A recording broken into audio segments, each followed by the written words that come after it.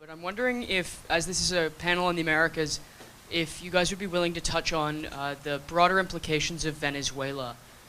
Canada and the U.S. have thrown their hats on behind Juan Guaido, and Russia and China continue to support Nicolas Maduro. So I was wondering if you guys had any concerns about that in the broader security environment for Latin America and for North America. The whole Venezuelan crisis developed in a way that baffles conventional approach to any such crisis, to the extent that the Western world or the international liberal order decided to support the opposition based on a very literal interpretation of the Constitution. And to that extent, you saw the revisionists, although I hate the word, but let's call them the revisionists, trying to, in fact, bring the support to Maduro to counter the support given by the West to Guaido, to the extent that Russia, as I said, takes any opportunity to fill a void, and that was one that was easy to take advantage of. Now, one of the problems that obtains in that crisis is the musing, and I call it musing, about the recourse to military intervention to install Guaido. And that affects, in fact, the longer-term perception of the international liberal order in justifying regime change. And as you know, regime change has been the bread and butter of the Russian definition of its international security strategy, from the velvet to the, brown, to the multiplicity of colored revolution that they've denounced. So in a way, we find ourselves at a very difficult standpoint, because once again, with our naivete, we thought that we could, in fact, effect the change rapidly, and yet Maduro is still there and is still getting support. Now, the question is, how can that situation get solved without further violence, without further death, and without further, I would say, reduction of the trust in the ability of a system that relies neither on the American organized American state, although you have the Lima group, of course, but that's an ad hoc group, nor on the UN. So we're talking about, in a way, a return to the days of the Dayton Agreement, but with a very different kind of broad consensus and unity. And you have on top of that the threat of military intervention. So I can't predict. My crystal ball is completely hazy on that one. I presume that eventually, that now that Maduro has even opened up the possibility of supply coming from the neighboring countries, maybe there could be a deal negotiated between the two leaders. But I think that in terms of the broad interpretation, I think we've done a severe encroachment on the way to resolve an international crisis. And to me, that is probably the legacy of what will happen further down. Great. Thank you. I hate these mics. Is that okay?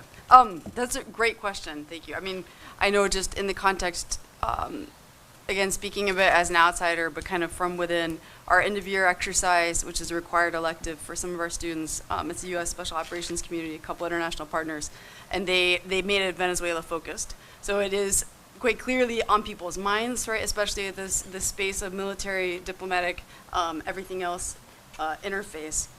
I think there's so many different ways to look at it, and that's not a cop-out on the question. It just means, it really isn't. I mean, I have a list here, my hand hurts. But the idea, you have migration. So you have these immediate issues. You have migration, you have humanitarian assistance, you have the use of force or not, and then you have all these secondary effects, right? So how does the migration on the Venezuelan-Colombia border influence U.S.-Colombian relations, right? So speaking with colleagues of mine there who work for USAID, but alongside their military colleagues, U.S. military colleagues, right? Who have been there for a long time, and then other, obviously their Colombian counterparts, so then how are those effects? If you think about it more in societal terms, intersubjective understanding, all these other fancy ways of saying, how do we make sense of things? What are the long-term reverberations about how the Venezuelan crisis is presented, reported, discussed, interpreted, even just in the IPE sense, right? So what are the effects of how people interpret this kind of crisis as a certain, I would argue, misrepresentation of different kinds of histories and types of economic systems, socialism and otherwise, and then what are the longer term effects of that. So I just have a lot of so-ums. But I think maybe perhaps for this crowd, right, the use of force or not, and the kind of competing paradox of intervention or non-intervention, sovereignty, maybe that's one thematic that Venezuela can really teach us about. On the normative angle, the humanitarian aspect is really important, right? The sheer numbers of people having everyday insecurity, both within and then in a trans-border sense. And then the secondary effect of that, sorry, I'm just thinking about speaking with someone last week, and they were talking about, China's delivery of humanitarian assistance, and I'm kind of also in the not, oh my God, China camp, of it's not a zero-sum game, like let's take the long view, how can we manage this effectively? But that is something to think about, right? Those are my points. Yeah, I would just echo the sentiments of my colleagues here, but also to say that I think that the situation in Venezuela, Venezuela providing the most, or the highest number rather, of asylum claimants in the U.S. last year, just further reiterates this need to look at asylum reform and to sort of deal with the humanitarian issues before sort of looking at any greater governance issues in the region. My question has to do with the what I perceive an indifference from Canada toward the Americas. It seems that we haven't been very much involved, and this could even be associated with the fact that we were very late joining the Organization of American States. I believe we were amongst the last ones to join in. I don't know if it's by our geography, we're far removed from the problem, but a couple of years ago the migrants started to show up at our border. We had a crisis in Quebec at the border there for a few months, and we still continue to have these waves of migrants showing up now at our border, which didn't exist before. So I don't know. From a Canadian policy point of view, we don't seem to be involved at all in the Americas. Merci, mon général. I agree with you, but I'll try and give it a kind of a broader parameter in the sense that, first of all, the government, the present government, as I said earlier in the earlier presentation, didn't launch a foreign policy review. So it didn't provide. I know there's a lot of pros and cons against foreign policy review. A lot of people say, oh yeah, it's a lot of work with blah blah blah coming at the end. I always say that first of all, sometimes the blah blah blah is useful, and secondly, it's the process of maturing the thinking that really creates an impact on the people. Now we have a strange situation in Canada on the foreign policy side. First of all, there is still a dearth of initiatives in foreign policy terms ever since Mr. Trump came to power, because every single effort of the government of Canada was focused on managing the Canada-US relationship. That was first. The second thing is that we have a wonderful foreign minister that took over from Stéphane Dion, and she has a view that excludes a lot of countries with whom there's absolutely no comment and no commitment. For instance, not talking to Russia for me is not a policy, it's simply a statement, but that doesn't help because you've got a major partner in the north of us to whom we don't even speak. We have absolutely no relationship, or barely, maybe some at a few G20 meetings when they happen. We don't have a very clear policy statement on the Middle East. There is never a statement that is made. So we've been shrinking, if I may say, because of the emphasis on the US, and maybe a certain, what I would say is a reduction in the bureaucracy to present initiatives and thinking to the government, and vice versa. The government complains that the bureaucrats don't provide ideas and initiative, and it goes both ways. Now, when it comes to Latin America, there's this kind of, yes, we were late in coming to the Organization of American States, but we've subscribed to most of the convention, but for a few that have to do with education because of the provincial jurisdiction. But we're basically in. But when the crisis that we've dealt with, the Haitian crisis, and that already took a hell of a lot of effort on the part of the government, somewhat bereft of resources to handle it, and I think that's something that we would have to look at, particularly from the point of view of asylum, what it means, etc. But so we have the NAFTA, or whatever it's called now, when it would be ratified, but the relationship with Mexico have intensified, but not to the point of creating this kind of symbiosis that you would think among the three countries. And we've been at NAFTA. It was a great initiative, but again, we are somewhat parochial in the way we approach foreign policy. We're a bit too Atlanticist. We don't have a real, even in defense term, we don't have a policy towards Asia. We have, because we are not prepared, the government doesn't give the means to D&D to actually have more than a few ships every 75 years. I'm exaggerating, I'm sorry, General, but it's to make the point.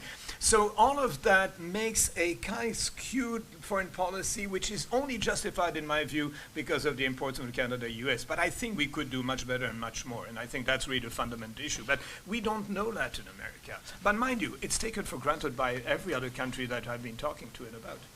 Yours.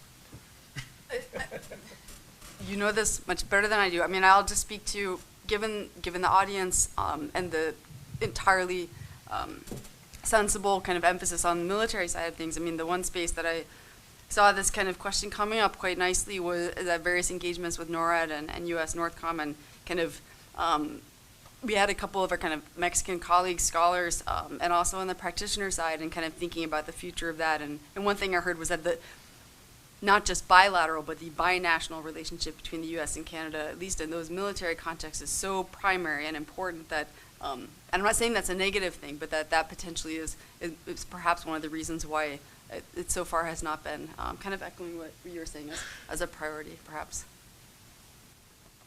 I think it's worth noting that Canada has a history in Latin America, especially in the Northern Triangle countries, with mining companies, and then having pushback from local groups against human rights issues that have cropped up with some of these Canadian mining companies. And so, speaking in larger terms about immigration, I think that there's been a desire on the part of Canada to sort of obscure the crisis at the Quebec border. And so, especially when you're looking at reports that make it to the U.S., it just says that, oh, some people crossed the border, but they were apprehended, right? And so what we don't see is that there is a loophole in the Safe Third Country Agreement that if you cross an irregular port of entry, then Canada has to adjudicate your asylum claim. And so if you show up by plane from the U.S. to Canada and you want to claim asylum, it's not going to happen. Safe Third Country Act kicks in and you are going back to the U.S. If, however, you take a taxi from Messina, New York, to somewhere around the Cornwall border, which is about 2 hours east of here, and at night you hide out in a cornfield and run across, Canada has a legal obligation to adjudicate your asylum claim. And so we're seeing a lot of cases of that happening, but not a lot of reporting on how many people are actually doing this, how they're doing it, right? There have been reports of taxi companies run by Latin Americans who have already made it to upstate New York, who are ferrying these people across. And that is a form of human smuggling, right? But they have legitimate companies in New York. They're driving taxis by day, and they're facilitating irregular migrations by night. And so I think there's been sort of a desire to obscure the extent to which this is happening in recent years. Based on the discussion, this question's aimed at Dr. McGuire. When you talked about the United States and migration and the solutions they were trying to enact, I couldn't help but think of push and pull factors in terms of migration. And their solutions all seem to be addressed at the push side. Could you comment on the pull factors for migration from the Northern Triangle and any American efforts to deal with those from a pull perspective as opposed to the push? Sure. So I think that the rhetoric that has come to dominate discussions in the U.S. With the new and current administration has sort of emphasized the need to sort of clarify some of the pull factors that maybe get publicized in Latin America. And so ideas that once you cross the border, you're going to get a job and a house and everything's sort of going to be wonderful just aren't true. But the current administration has sort of taken a hard line deterring individuals from coming by sort of talking about the criminality involved. And so I think this has been sort of a misguided attempt to dissuade people from arriving by sort of dispelling some of the notions that perhaps induced them to leave in the first place. A lot of times in a military audience, we have a tendency to focus on threats and challenges. Is there, going along with the previous question, are there any opportunities in Central and South America that Canada could take advantage of that could possibly mitigate some of the drivers that in the Triangle or Venezuela or other places to reduce some of the challenges at the other side? You know, take advantage of an opportunity to mitigate a challenge. I'm sorry, can you just clarify what sort of challenges you're... Well, we were talking about the migration issue, we were talking about the asylum issue. These are all focused on challenges that we have associated with pressures that cause migration and some of the corruption and gang activity and so forth. And we're used to talking about that in military audiences. What we're not so used to talking about are potential opportunities. And being in Canada, I was wondering if you, because of your regional expertise, you could identify any potential opportunities for Canada to engage in that region that may secondarily have an effect on these drivers. I still think that the most important thing that Canada needs to do is to participate in a serious discussion about asylum reform, because Canada walks a thin line between not upsetting the U.S. but still asserting its own sovereignty and foreign policy direction. And so there's been a long history of, what does it mean to be Canadian? We don't know, but we're not American, right? And so I think that it's a thin line between having a distinctly Canadian policy, but also cooperating with the U.S. and with Mexico when it comes to addressing these issues. And so because of Canada's history in Latin American countries, historically it has not taken a lot of refugees from Central America, and so I think there's really a need for cooperation over a unilateral Canadian approach to sort of dealing with these issues. Yeah, I think I'll follow up and just kind of support and echo Dr. McGuire's comments. Like I was saying in my presentation, that I think it's absolutely an opportunity, migration is. And I think I was saying that in the context of arguing for not just bilateral relations, but improved cooperative efforts in the context of multilateral regional initiatives. I think the idea of asylum reform is a really good, specific, tangible way to do that. But at a broader level, yeah, I think something like migration, it's not self-evident that migration is a security threat, right? That's not being naive and ignoring the security dimensions. But if you look at the longer time horizon and you think both in the past and the future, you could quite easily argue that it's an issue of more effective management, right? So it can be politicized for better or for worse, but it's not necessary that it would become securitized or militarized, right? This just the general idea of the migration of people, right? Specific issues, certainly this relational dynamic of organized crime, gang violence, corruption, of course there are security elements there that have to be considered. But in terms of as an opportunity, I think seeing it as one of management to either bolster existing institutions, both formal and informal, or otherwise as a cooperative multilateral regional effort, I think is absolutely one way you could do that. What has struck me all along on the immigration side is that there's a lot of cooperation between Canada and the US on managing immigration at post abroad, for instance, to try and decipher frauds and recognize the legitimate applicant and things like that. But on the other hand, you've got such a huge difference between the American immigration system and the one that we have that it also alters the possibilities of greater cooperation. I was struck when I heard Mrs. Pelosi denouncing violently the merit system, which is exactly the one we have for the regular immigration process. So in a way, the perspective is so different that the corporation is more against the bad guys, but it is not very open to cooperation on managing the immigration flow. So we'll do something, and the American will do something different. And it does create an issue, and I don't think we've made much progress. I must say I would rather ask my wife to answer the question more precisely, because she's done immigration for 20 years, but I hope she won't contest my answer. So you mentioned that the Canadian government hasn't done a lot in sort of the Americas. And I was wondering if you're supportive of the small military missions in Belize and Jamaica by the Special Operations Forces community. If you think capacity building the security apparatus through that way is effective, should we be doing more of it? And would that, and if that is the case, should it be a global affairs-led program or a D&D led program? I mean, Could you expand? Special ops operation, you mean on a case-by-case basis, or do you want to have you want to have some special forces continuously in the countries to help those governments manage their own flows? Yes, so more of the second. Do you feel it's effective to broaden and deepen those ties and help and have a continuous capacity building effort in the region? Is that helpful or not really? Well, there's been a lot of cooperation between Canadian Special Forces and the government in place in both the reconciliation part, but also in terms of building the capability of the forces. So to us, I would presume that from a Canadian standpoint, I would say that we should continue those efforts, but they have to go hand in hand in helping the people manage themselves and develop their economy in order to stem some of the flows, because that's the ultimate objective, is to try and stem the flows of migration. We are all in favor of asylum, but the bottom line is that the countries have to be able to manage their own economy to avoid the stuff that we've seen in Europe and elsewhere. No, absolutely. But sorry, go ahead.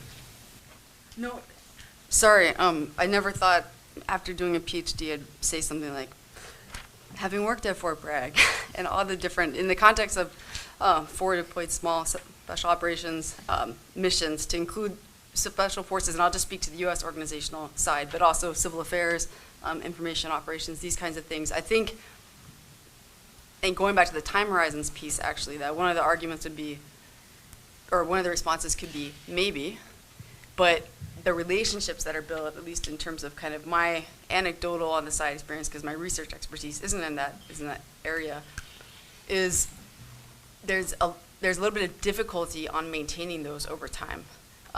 So even just in the quite literal sense of just the length of deployments, what happens when they return, things like that. So at that strict kind of very almost limited level, that maybe, but I think there needs to be some work done. The other side to it that I think might be a risk, going back to the fears of counterproductive consequences from different policies, however unintended, is the extent to which I observe a lot of kind of special operations type assignments being tasked with things that are increasingly, they're just increasing really, simultaneously, at least on the US side, where things like funding for resources and personnel and something like the State Department is decreasing. And I think that for long term, that's a problem in terms of balance. So, question on whereas the rise of China has made the priority, shifted the priority really from the threat of Russia in Europe, shifted it from the Atlantic and Europe over to the Pacific area. And now that terrorism is still a serious concern, but nearly not as pressing as it was over the past 10 years, to be more so contained, specific areas of the Middle East and Central Asia. The rise of transnational criminal organizations, and with Venezuela as the epitome of a narco state now in the Americas, and transnational criminal organizations, you can even say in Africa, that's affecting Europe. Does that now become, say, the more pressing issue, whereas terrorism was on everyone's radar after 9/11 and Al-Qaeda and ISIL and ISIS. Now that they're contained to these transnational organizations, which are creating instability in various fragile states on 2 continents, and then in Central America, now become the emerging threat. And if that's the case here in the Americas, do we form whereas now we have NORAD with Canada and the U.S. Is there maybe a larger or a new type organization of the Americas put together that would target, much as we had done to terrorist organizations, these transnational criminal organizations? So these smaller states like Nicaragua, Guatemala, they're not fighting like Colombia did for 50 years, those narco-terrorist organizations. Your thoughts? First of all, there's already, in terms of preventing smuggling, there's already a lot of cooperation between the US and Canada along the whole lines of all the way to Latin America. No wonder we had to borrow even a ship, a supply ship from Chile in order to continue to do the good work, but that's another story. I think that you're right in highlighting the fact that although terrorism is still in the mind of a lot of people, that in fact the number of victims from terrorism is abating. And thanks God that allows us to actually focus on not just narco trafficking, but people smuggling and all those ills that know no frontier, or at least try to bypass the frontier. So, but I think that the question is, how much resources are you prepared to put in, and for how long? And I'm not sure that the people who are fighting terrorism are prepared to see their budget cut so that we could do more on the smuggling side. And I think that's where the whole appropriation process, the whole policy thinking has to be done with the big picture in mind, the way you just express it. And unfortunately, I think the big picture has seemed to have disappeared from one tweet to another. But maybe that's not nice to say. We're not here to make friends. So I think that one thing I'll say on the transnational organized crime piece is that, I think it's clearly an important issue, but it points to, I think, a longer term trend. And I think one key difference, both from just a point of understanding and then response from the practitioner side, perhaps would be that for something like terrorism, it's still, and I think it's often forgotten, an idea of political violence aimed at changing the system itself in some way, whereas organized criminal groups thrive on maintaining and exploiting the existing system. And I think that's a fundamental difference because it speaks to things like, okay, well, part of the challenge with combating something like organized crime or gang violence, criminal violence, is existing corruption and governance structures that are so intimately intertwined with it. It's really hard to get at in that way, and I think is a fundamental difference.